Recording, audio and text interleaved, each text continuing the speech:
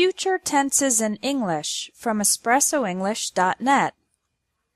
Many students use will for everything in the future, but this is not completely correct.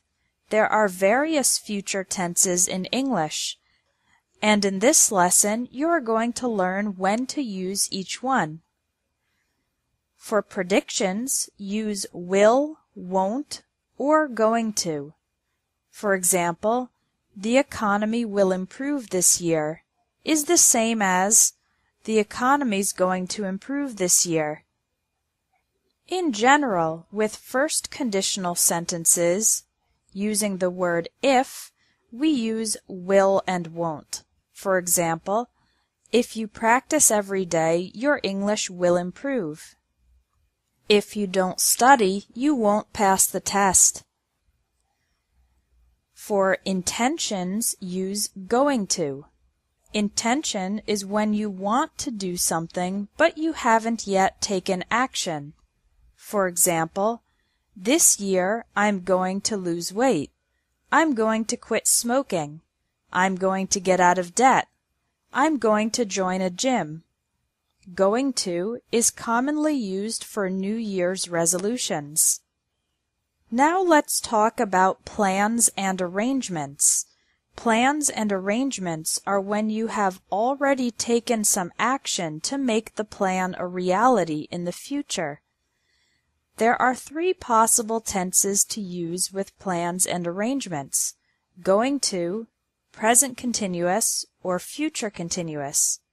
For example, you can say, "We're going to visit him next week." Using the present continuous, you can say, "We're visiting him next week." Or, using the future continuous, "We'll be visiting him next week." These three structures, "we're going to visit," "we're visiting," and "will be visiting," in this context, these are essentially the same. For decisions in the moment, promises, and offers, use will. An example of a decision in the moment is ordering in a restaurant. "I'll have the chicken salad." Use will for promising. "I'll call you at 5 o'clock." Use will for offering. "I'll help you with the homework." For scheduled events in the future, use the present simple.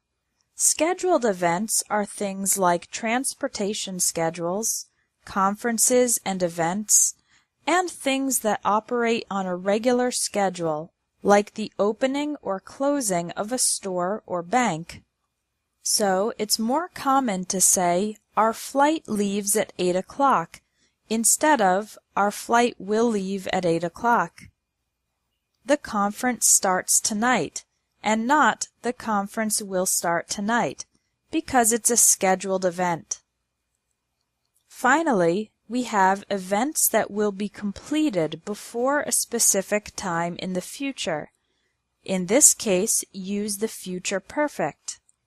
Imagine that right now it's 12 o'clock p.m., and I need to finish a project before 5 o'clock p.m. I can say, "By 5 p.m. I will have finished the project," because the completion of the project comes between now and 5 o'clock. The future perfect is typically used with by and by the time. Some people call the future perfect the past in the future, because I am imagining being at a future point in time, 5 o'clock, and looking back on an action that has been completed in the past.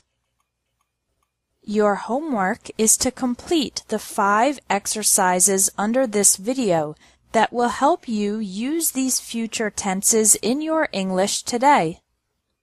Thanks for watching English Tips from Espresso English.